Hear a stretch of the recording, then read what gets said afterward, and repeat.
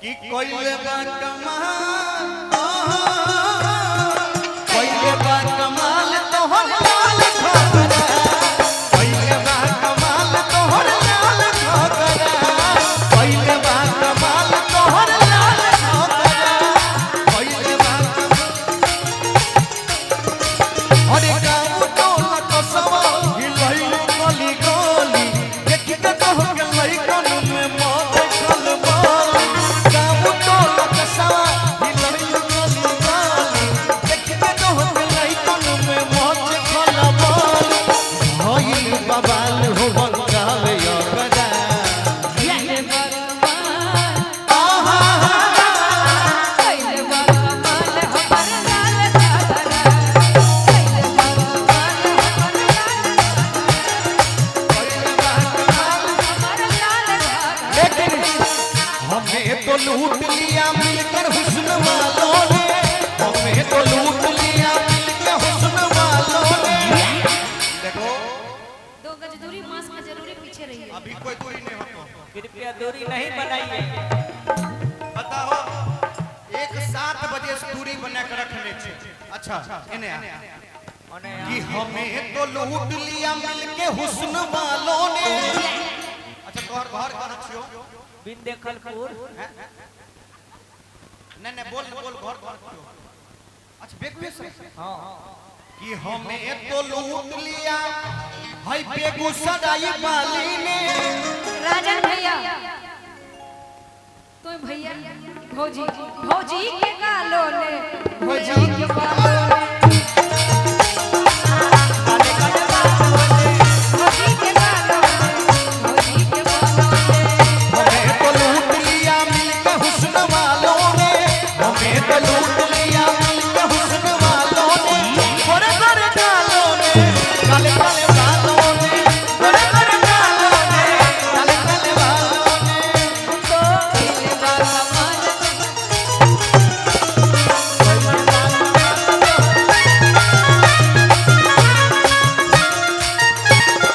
हमरा लाल चली ना हो कोइया हो भाई औरन बाज हम छिरैया हो हम शिकारी हई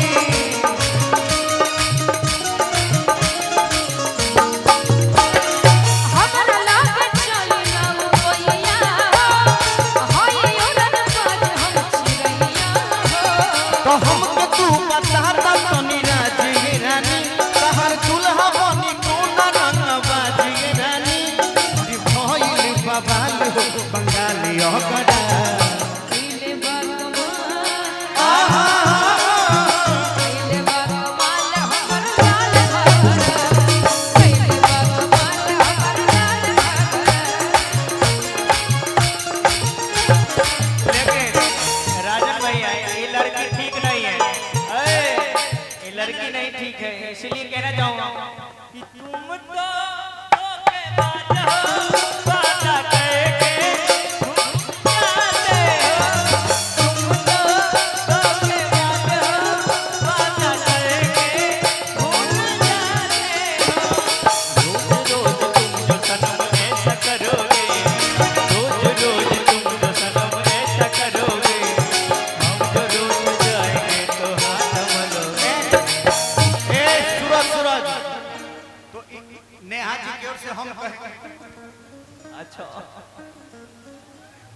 अरे तुम भी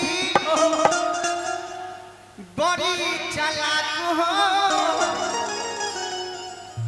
हम मुस्कुरा के दिल जला